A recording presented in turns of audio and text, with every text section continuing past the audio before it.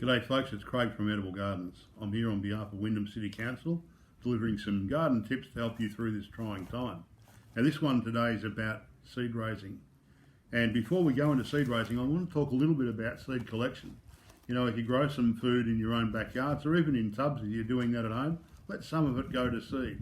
And when it flowers and it looks like it's just about ready to die off, cut it off, put it in a bag like I've done here, and hang it upside down in a paper bag in your garage, ideal place.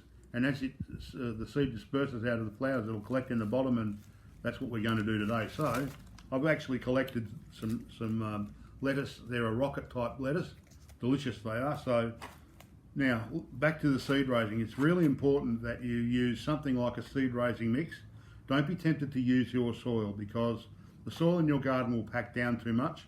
And if you use potting mix, it's very open and you're likely to have the small tiny seeds sink down deep into the soil, which won't germinate properly. So seed raising mix is ideal. It's quite fine. You could actually use some sifted compost if you're making your own compost, which is pretty good. Make sure you only fill the punnets, the empty punnets or pots, whatever you're using to put your seeds into, about 2/3 full. Make sure you sow more seed than you need. I'm certainly going to. It's great to have some excess seed. Sometimes you can share with friends. I know that's probably a little bit difficult at the moment, but down the track, there's certainly places like Wyndham have quite a few food swaps that you can go and attend and share with people to swap for food. You want a covering of the seed raising mix about twice the thickness of the seed, as evenly as you can. Pat that down and make sure you put a label in them, because if you don't, it's very difficult to try and determine which seeds are what, because when they start to come up, lettuce seedlings have different, very similar seed leaves to other things. So really important.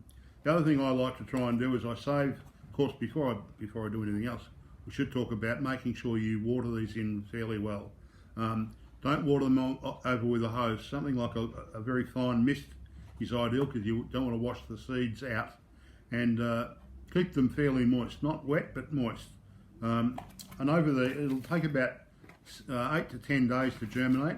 And once they germinate, you'll be able to prick them out and put them into either smaller pots, or you can grow them on a little bit further and plant them straight out of the punnets and into your soil.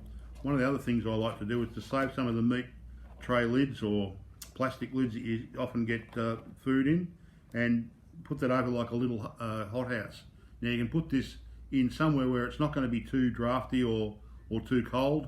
Under an alfresco is ideal, or if you've got a warm window ledge somewhere inside the house, kitchen window for instance, on the sill would be okay.